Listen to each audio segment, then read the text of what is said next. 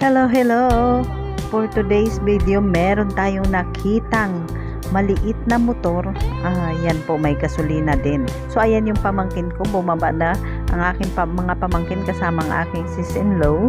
Ayan, bumaba sila para makita yung motor na maliit na may gasolina din. Ayan yung tatay ng bata.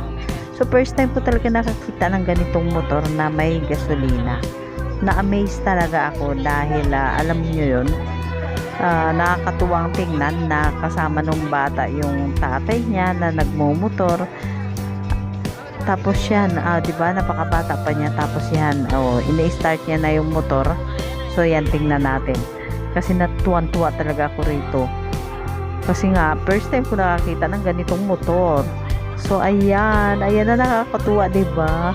So ayan, convoy sila ng kanyang tatay. So, dyan lang sila sa gilid. Thank you for watching.